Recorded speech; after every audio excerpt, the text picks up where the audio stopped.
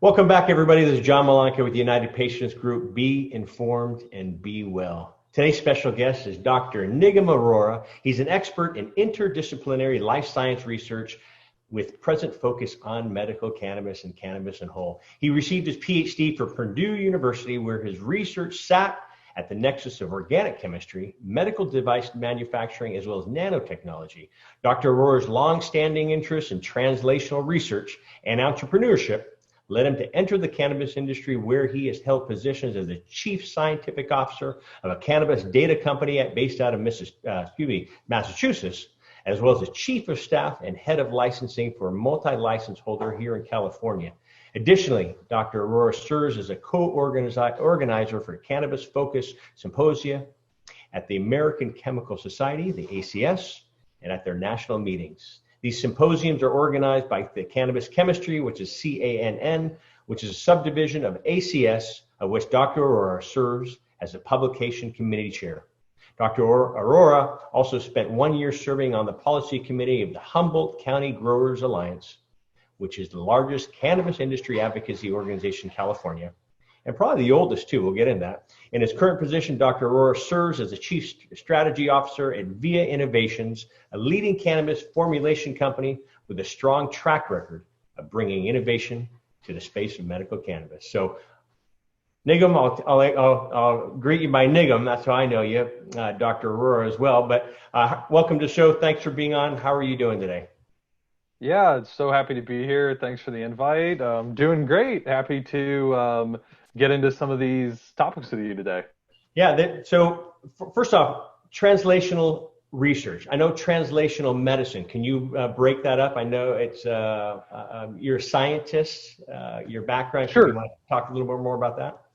Absolutely. So translational research is something I'm particularly interested in. So what that means is it is the process of translating something that we do in the lab on the bench to something that we can take to the market, to the consumer. So often what we find in research, especially fundamental research, is that scientists and academics are chasing a theoretical knowledge, and for the purpose of publication and for advancing their field on a theoretical front. So that's great for advancing research itself, but some of these things never make it to market. Now, the translational process is important because it helps us make sure that some of these most important advancements do make it to market. And there's actually, for example, at Purdue, they have a pretty big emphasis on this, and they have kind of programs for myself as a student. There were classes and programs I could participate in as a PhD student to learn and understand that process. And I actually, coming from an entrepreneurial background, had a big focus on that. So even when I entered a PhD, I was passionate about chemistry and about interdisciplinary science, but I wanted to learn not just about the science, but about how do we take the science and the scientific advancements to the consumer rapidly. So that's what we mean by translational. And so, well, let's go with the consumer, because what we do here at United Patients Group and bringing experts like you on is information education, helping patients, their families, their doctors avoid the tangled web in this industry, and, having I guess a deadline like we did with my father-in-law. You and I have spoken offline. He was given 2 weeks to live. And we were very fortunate. It was the blind leading the blind back then. It was trial and error. Thank goodness we didn't have any error. We had success. And so, but nowadays, this industry is just booming with all these different products, what to trust, what to listen to, what to use. And so with scientists like you and bringing new products to market, how does a consumer choose the best cannabis products, for their needs? When I said we jumped in this industry back in 2010, 2011, THC was the buzzword, of course.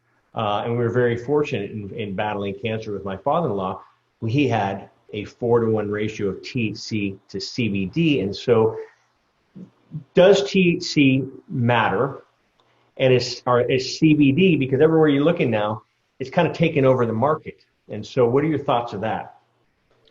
Totally. So yeah, I'll address a few of those questions. So first thing is yes, THC does absolutely matter.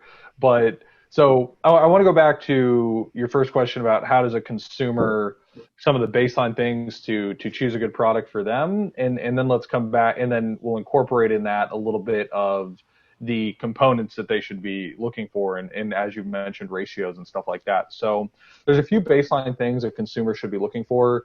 The first one is for safety and confidence Yeah. in their brand. So be that a brand that contains, or I should say, a brand or a product that contains THC, that is either sold in the regulated market, in their state regulated market, or maybe that is homegrown, where home grow is allowed, which it is in several states, and I'm a big supporter of that. I think it makes sense for people to be able to create their own medicine affordably at home. But wherever the source is, safety. So the brand or the store where you're buying it, do they have certificates of analysis showing that these products have been tested by a certified lab as safe? And on top of that, you can kind of check the track record. You can talk to folks at the store. You can talk to people in your network, maybe your doctor who you worked with to learn about medical cannabis, or even you got to be careful what resources you use, but there are online resources where people are posting reviews and experiences and stuff like that. So you don't want to rely too heavily on any one of these things, but it's just like anything in life, having multiple places, multiple tools, you can begin to understand kind of holistically what is going on with these products. So the other thing I would say in a similar vein is for people who are utilizing cannabis from home grow, that it's equally important to make sure that it's being done safely, because there are concerns with use of fertilizers, pesticides, things like this. So a lot of labs will, or at least when I was in Massachusetts working there, for example, I know there were labs there that would test home grow cannabis, and you can do the same thing. You can get it tested to make sure it's safe. So, and then the other thing is just to build experience with people who have learned how to use organic growing practices and stuff like that.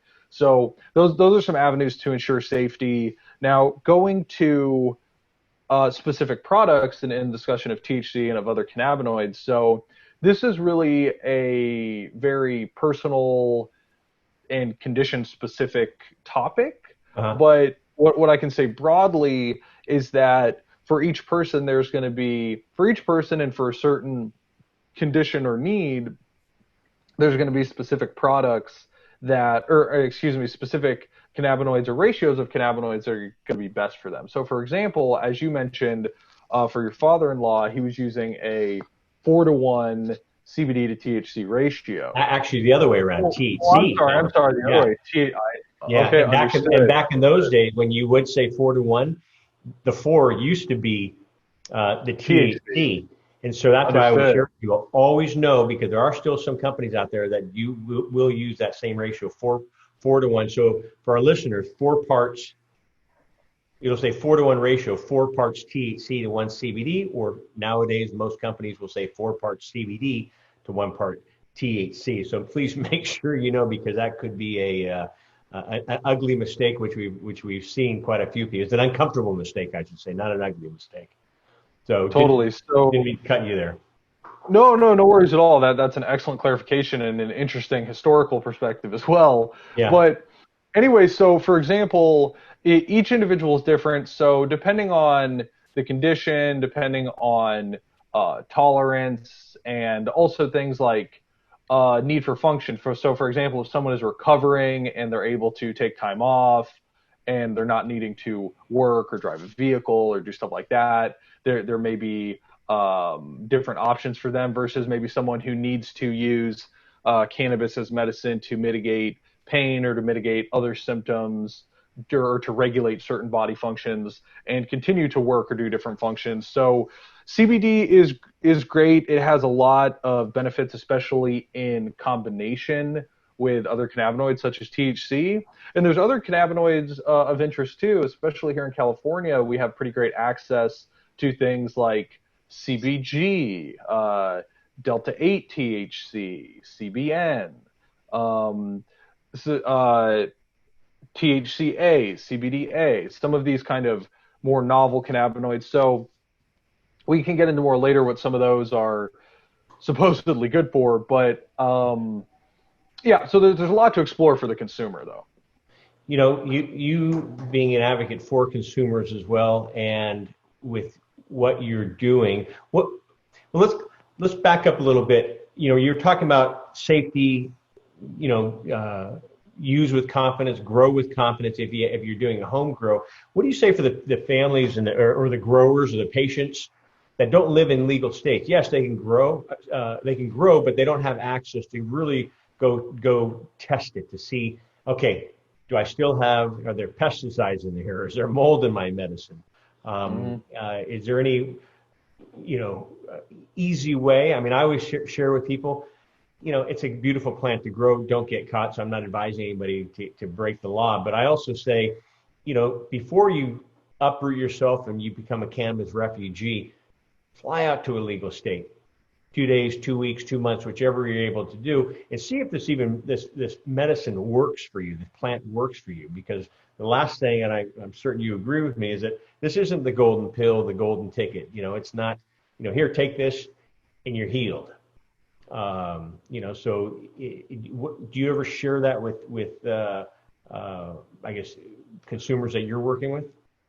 Yeah, so great topic and a few feedbacks there. So one, I agree with you. This is not a panacea, and not only is it not a panacea, but high quality cannabis flower contains hundreds of useful molecules. So as we were discussing, we're saying THC, that's one molecule out of hundreds. We're saying CBD, that's one molecule out of hundreds. So so that's important. But to answer your direct question, a few things that I would recommend. I do support what you're saying, that folks who don't have legal options in their locality, I think that's great to travel somewhere where you can assess it in a legal and safe way and begin to understand it. I think that's great.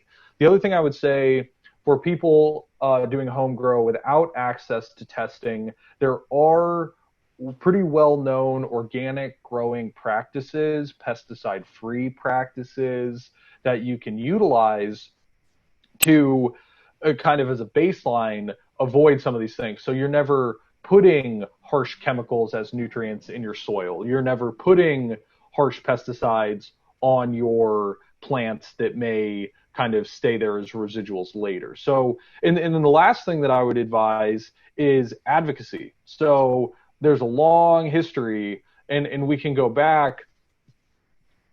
That's a whole topic for another show maybe, but there's a long history of advocacy, and the way that we have legal cannabis in a lot of these states is that folks there cared about it, and they weren't afraid to stand up and say that it should be legal, if nothing else, for medical purposes. So that's another thing. I know it can be hard, but for some people, depending on their jurisdiction, to make your voice heard and that kind of thing.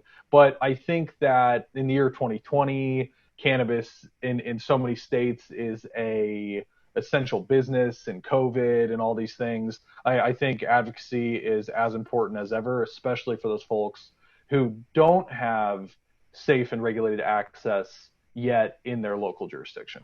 Yeah, and I think the stigma is dropping. As you and I talked, Kurt and I started United Patient Group back in 2010, 2011, and the stigma was there big time.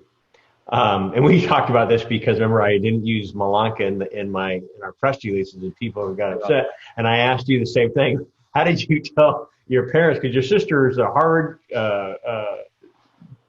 doctor, isn't she as well?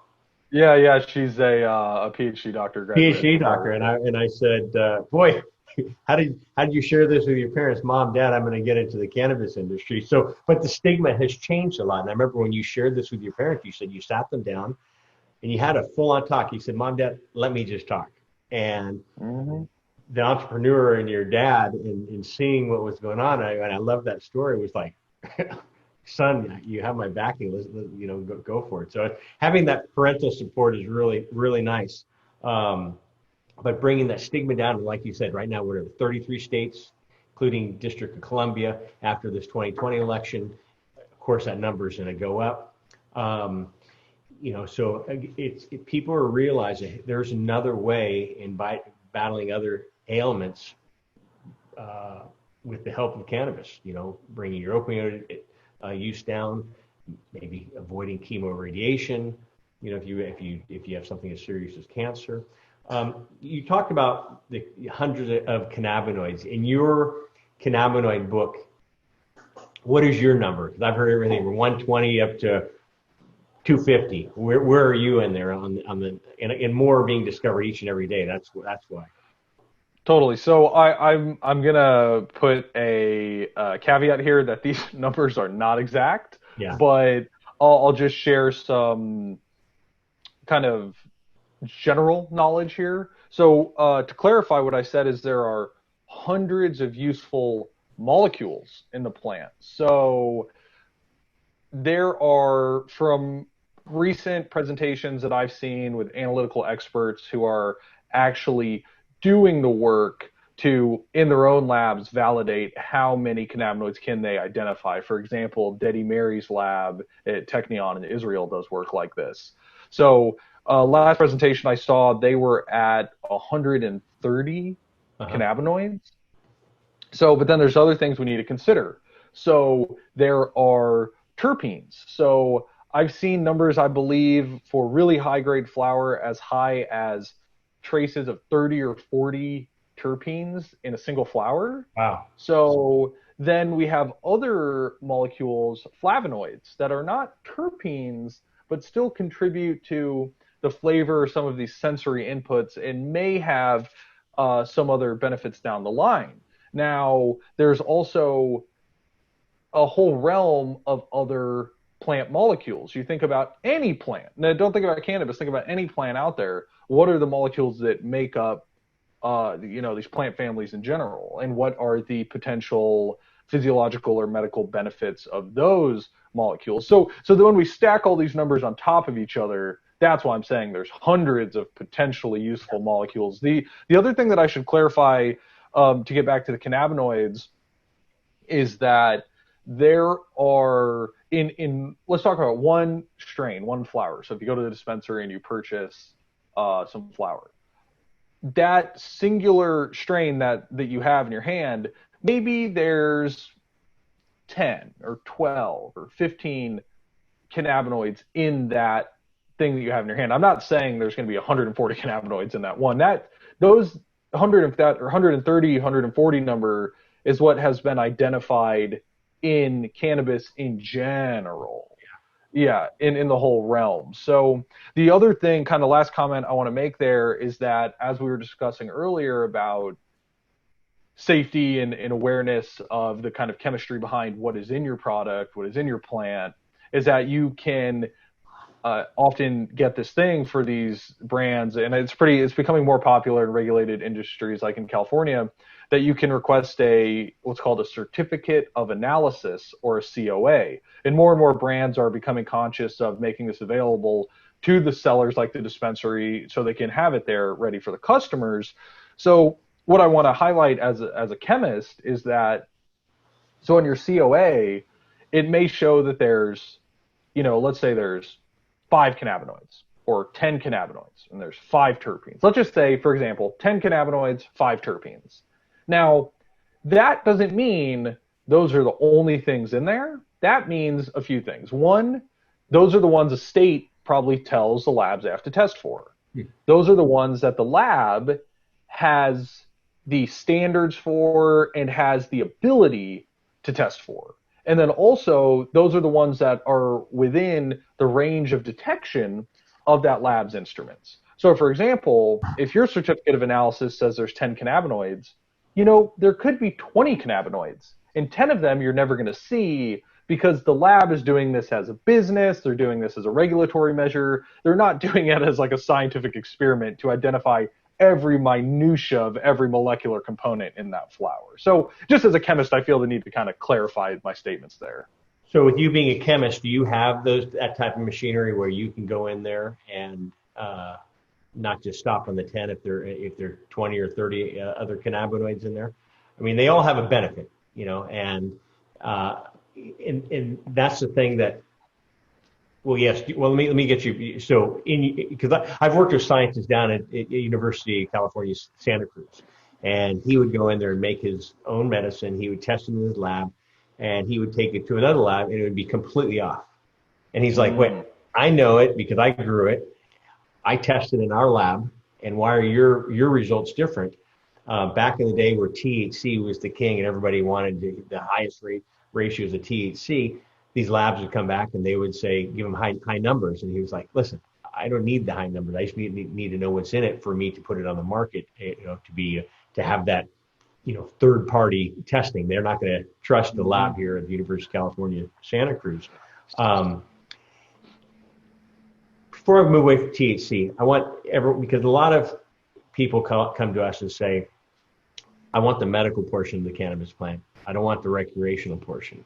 And so all these cannabinoids have their benefits. Your terpenes have their benefits, even the flavonoids. And so THC, as it's been proven to kill cancer cells, it's, minute amounts will help. It's like having, if you're going to go do a wine tasting, you can have a sip of wine or you can drink 3 bottles of wine. 3 bottles of wine, you're probably going to be completely loaded.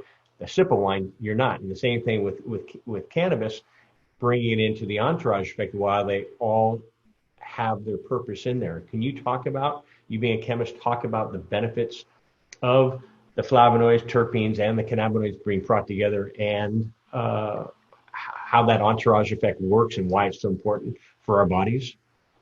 Sure, absolutely. And you were saying something interesting about the testing earlier, so if you want, let's come back to that, but let me answer your direct question now. So, yeah, the entourage effect is really important, and I like how you brought that up. It's interesting. It's just an interesting comment, and I think it shows some naivety on the for some consumers, and we're all naive about different things, so that's meant with no offense, but when you say the medical versus the recreational, it's almost humorous because it's just one plant, and it's really about how you use it, the amounts you use it, the products you're using that define that. So anyways, but to speak to the entourage effect, yes, I'm happy to. So the basis, the most simplistic way I can express it is that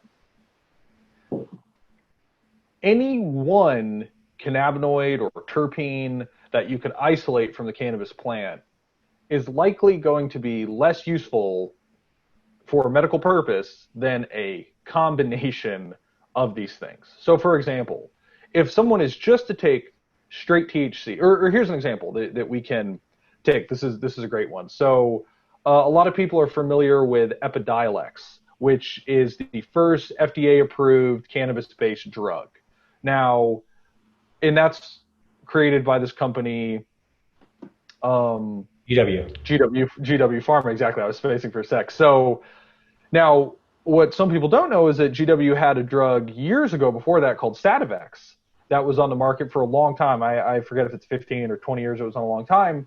And a lot of people thought, okay, this is going to be the revolution. We're going to have, cannabis-based medicine on the market. But Sativex was essentially pure THC.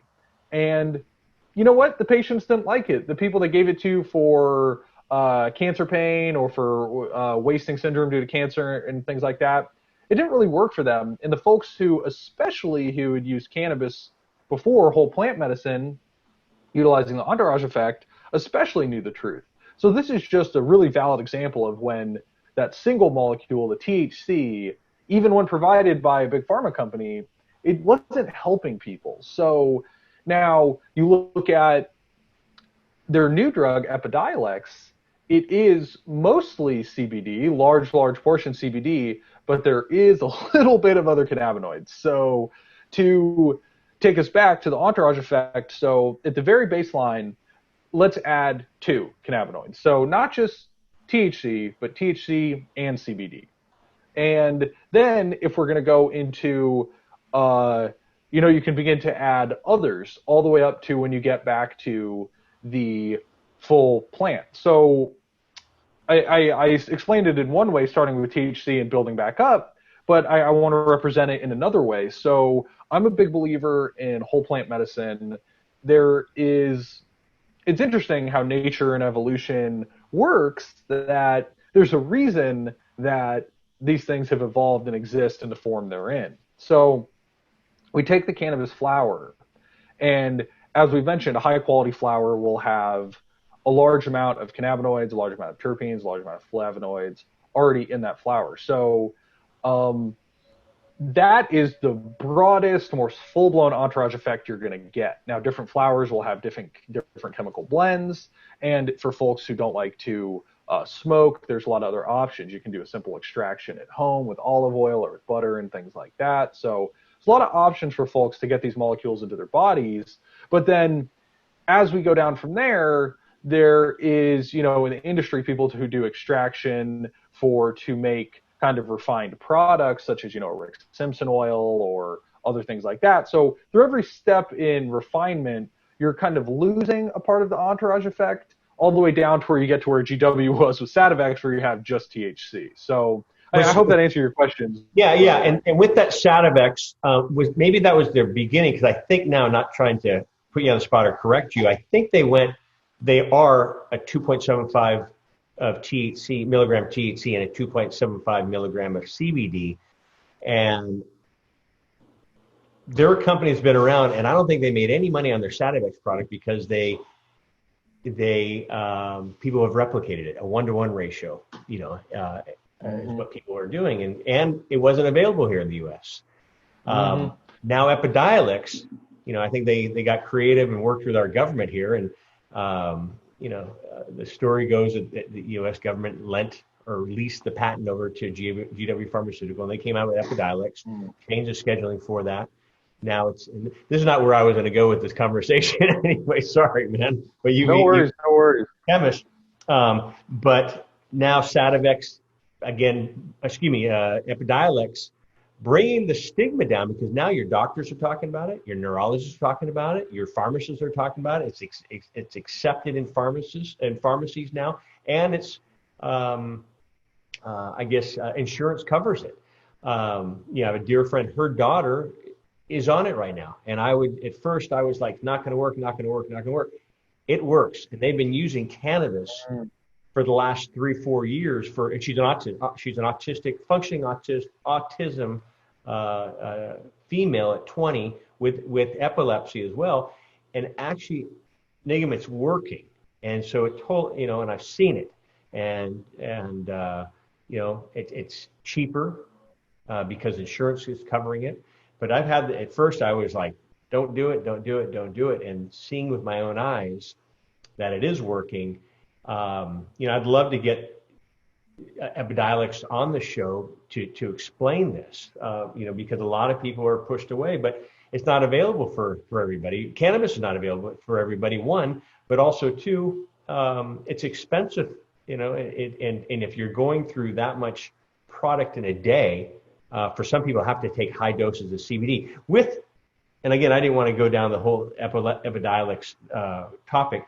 Do you know if it's available in all 50 states, or is it only available in legal states? I don't even know. I have to research that. Yeah, I'm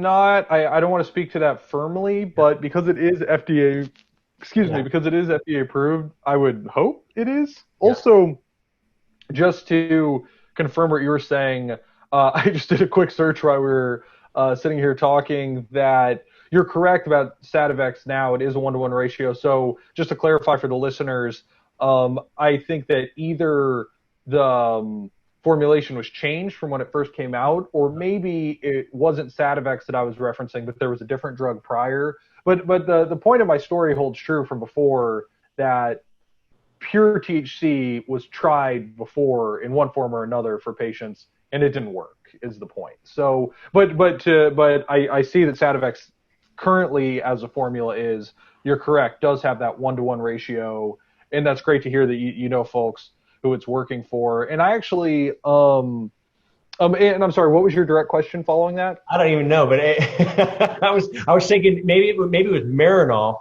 that was a THC pill. Oh, I'm sorry. That's exactly what it was. I said Sativex, but I meant to say Marinol. That's exactly what it was. So yeah, thank you for that. And I know a lot of doctors in this industry that are in illegal states that can recommend, and they do that for some of their pain patients. And just as they can get some cannabinoids in their system here too. So another conversation on the pharmaceutical side of this industry when it comes, with big pharma getting involved with there too. What do you recommend for cannabis naive patients? That first time they're, again, trial and error. Either they live in an illegal state or they don't want to. Or they're afraid to ask the question to their family members or doctors, and they go down there and try it themselves. It's not a one size fits all. I share this all the time. Not a one size fits all. It's, you have to look at age, the weight, the current health condition, as you mentioned earlier, the patient, any other medications that they're on, and sensitivities, and it's not just a one size fits all, as I mentioned. Can you talk about what you would recommend for cannabis naive patients? Definitely. So, and I think you did a great job of summarizing the complexities. So the first thing, and this is just something that everyone says, Ethan Rousseau says it, our mutual friend Beth Dose says it, that start low, go slow. So that's good baseline. If you forget everything I said after this, start low, go slow. So other things that are... Do you know that's in Sativex's instruction manual when you get their... Is it? Yeah. So even the pharmaceutical companies are saying, okay, let's go. I don't know if they direct it as that is start low, go slow, but it says start low, see how your body reacts, and go that way. And I worked with a lot of pharmacists, and they're just, I showed them right there, and they said, I'll be darned, So anyway. That's funny. I guess I wonder if that's Dr. Rousseau's lasting influence, because I know that's a big mantra of his, and then he was with GW before, so maybe that's maybe he's his legacy continues. So, but anyways, so other kind of useful inputs for beginning users or naive users. One is that we often hear this thing about THC being an intoxicant, CBD not being an intoxicant. I don't love that black and white delineation, but what I would say is that it's good to start with products that contain CBD, because here's what happens is that the CBD actually on a receptor level is competing with the THC. So if you consume both at the same time, it's actually going to let you get some of the benefits of that THC and the therapeutic benefit, and even some of this, what our society calls the high, but the CBD helps kind of keep it at a more moderate level. So for a first-time user, trialing something that is has CBD in it, be it a 1-to-1 ratio or something, I think that's good. The other thing that I can recommend is to just, for example, if you're going to use something like a smokable or a vapable product, to don't go overboard. It goes back to start low and go slow. Take one hit, wait. If you're smoking or vaping, wait 10, 15 minutes. And here's the thing. We've got a lot, there's a lot of time. There's always more. So there's no rush. On the flip, and then when you're talking about edible products, there's always a good option to take smaller doses. So especially if you're in a recreational market and you're buying a pack of gummies or a chocolate bar or something, to take one piece or even half a piece. There's no shame in cutting a gummy bear in half, these kind of things. The other thing that I want to say is that, cannabis it's been prevalent in our society, and it's really permeating more and more with legality in the recent years. So I would say don't be shy to reach out to folks or to seek resources. I know United Patients Group has a lot of resources for people on this topic, and there's other resources as well. So, it is unfortunate when stigma inhibits people and inhibits their ability to talk with their families and stuff like that. But I would say there's always somebody. So everyone has a a colleague or a coworker or a friend or a family member, somebody who has an understanding of cannabis. So I guess what I would say is there's no reason to go at it alone. There's seek support, even if it's not on your personal network, from a group that knows how to assist patients like yours. So It's funny. I remember when you and I spoke a few weeks ago, we were talking about that. And I think the best type of education is almost like the ripple effect, like throwing the pebble in the pond and the ripples go that way, but getting it out there. Someone listening to our show here, they can share it with their family member who shares it with their doctor, et cetera, et cetera. I've had phone calls from buddies from high school saying, thank you. And I said, what? It's like, my mom spoke with you.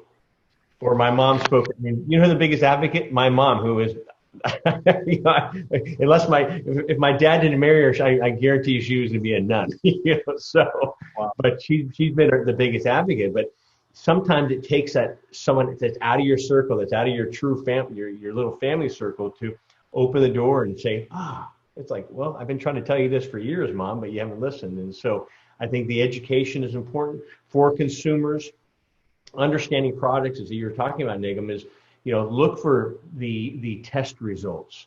If you're in a legal state, it's almost common sense, but if you're in a legal state, and you purchase your product, your medicine at a dispensary, and if they don't have, all companies now should have a barcode, a QR code, or a recent test results. When I say recent test results, I'm a fan of more about 4 months old. I wouldn't look at something and try something that has a year or a year and a half old test results. And so make sure they have test results. If they don't have it in their dispensary, try another product, because I guarantee there's a bunch of them out there. If they don't, call the actual company yourself. They should nowadays, with regulations as you were talking about, all products. And I don't know if that's available in all states, but in the majority of states, that are even coming on are stricter than we are here in California. I mean, because back in the day, there were no regulations. I mean, if you had test results for a product, that was a rarity. Now it's almost it is mandatory.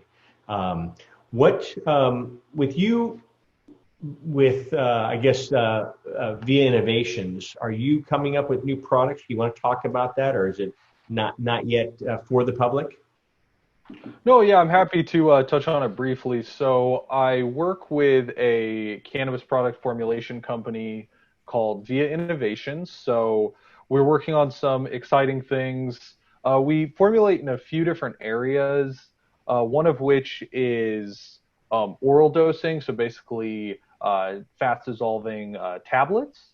So that's pretty cool. If you think about taking a kind of traditional cannabis edible where you would take a cookie or a brownie, and it may take 90 minutes or 2 hours to work, and the dosing is inconsistent and stuff like that, versus taking a pharmaceutical grade tablet that melts under your tongue in a few seconds, gives you an exact dose, is formulated in a way that it works quickly, and you know exactly what you're getting. And there's different ones that mimic the different effects you could get from an indica hybrid or sativa plant. I know that those terms are falling out of favor in the industry, but yet here we are still using them.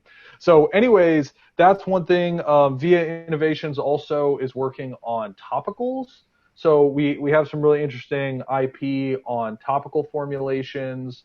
For example, sunscreen. So that's something to keep an eye out for in the future, is sunscreen that's enhanced with cannabinoids. We've actually done research to show that cannabinoids can enhance the protection of sunscreen. So that's really great. And then aside from sunscreen, there's other benefits. For example, I'm sure a lot of folks are familiar with these kind of muscle rubs or other topical treatments for joint pain or muscle pain or dermatitis and stuff like that. So we're working in that realm as well. So those are some of the things I can share for now, and I definitely would encourage folks to keep an eye out for Via Innovations technology in the future. And yeah, definitely check out our site and feel free to reach out to us there if you have any interest in pharmaceutical grade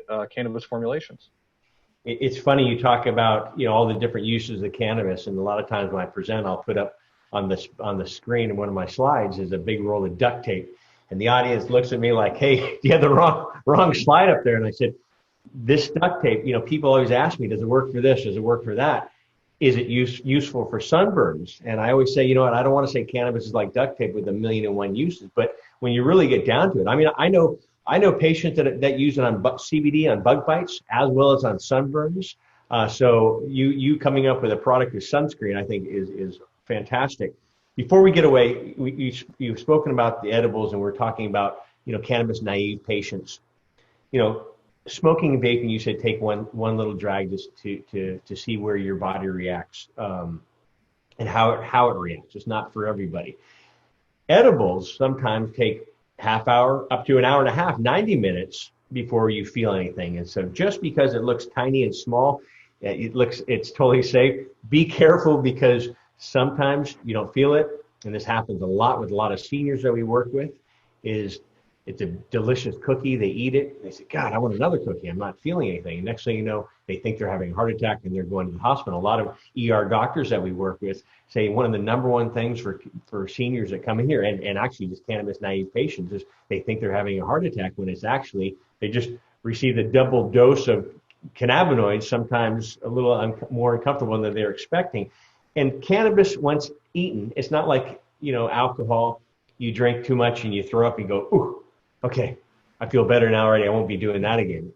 Edibles will stay in your system, and it's not life and death, but it could be uncomfortable. If that ever happens, sleep it off.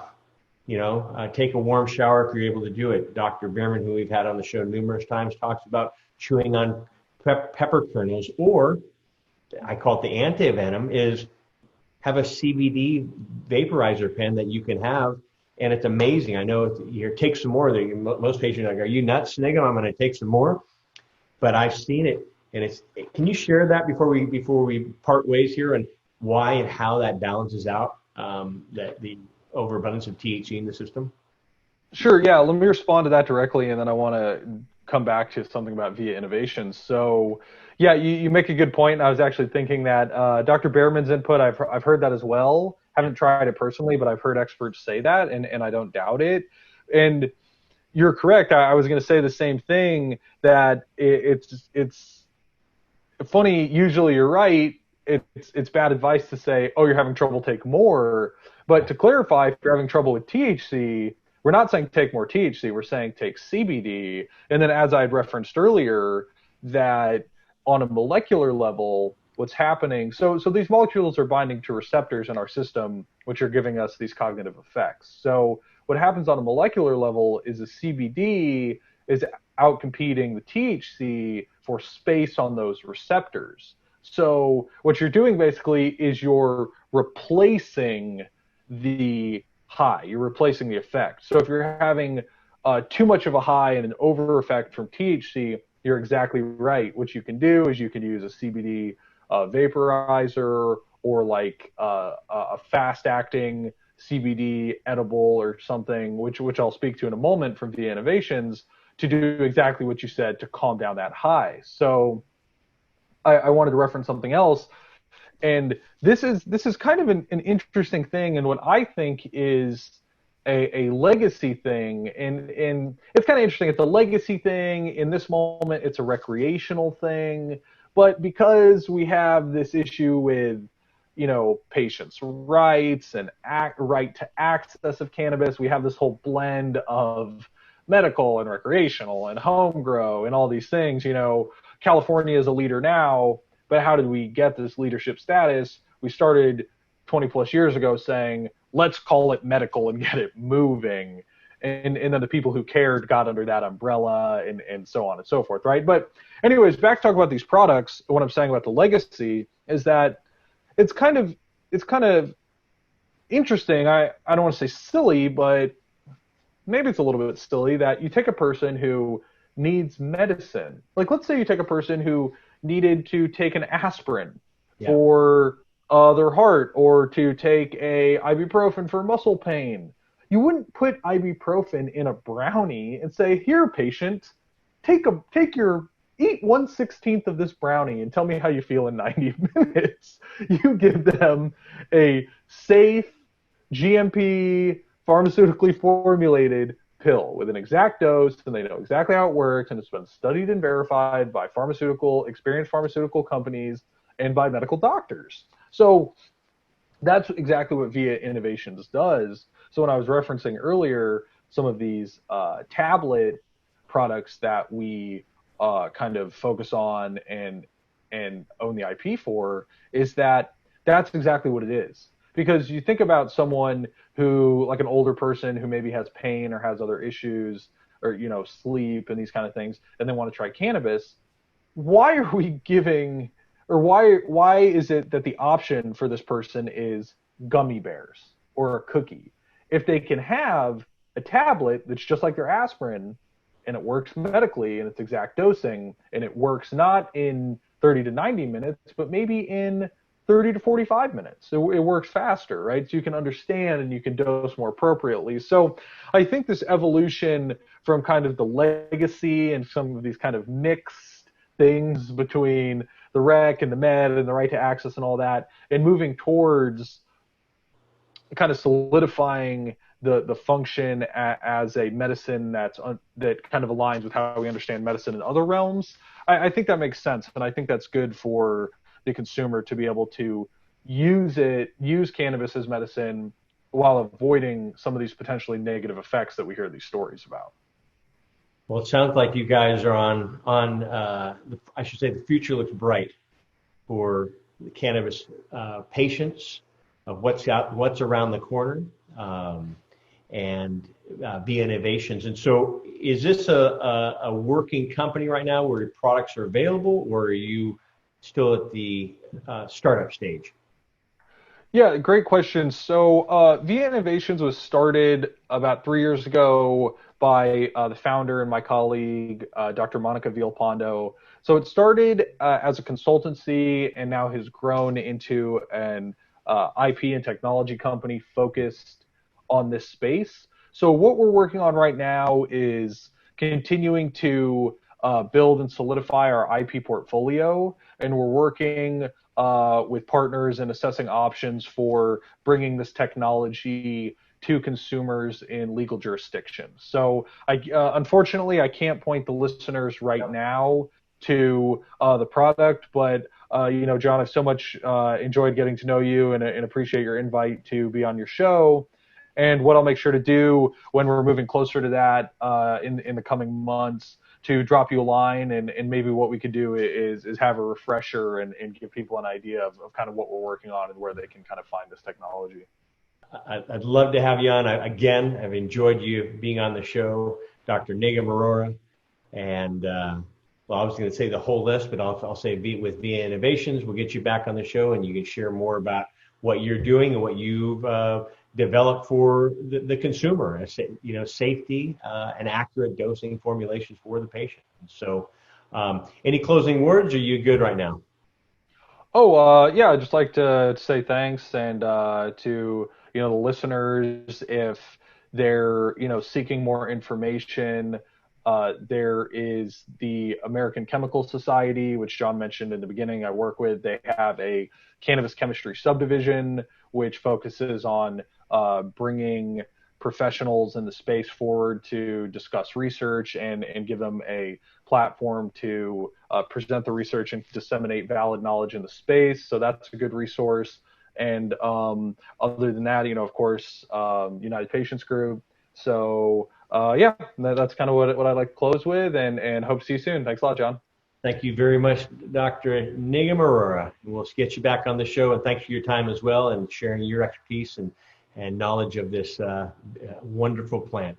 Everyone, this is John Malanca with the United Patients Group. Be informed and be well. We'll see you soon. Bye-bye. Hi, John Malanca here with the United Patients Group. I hope you've enjoyed our videos. Please click like as well as subscribe to our channel here on YouTube. Also, follow us on Twitter at UPatientsGroup and on Facebook at United Patients Group. as well as for our podcast, please click the link in the description below. We'll see you there. Bye-bye.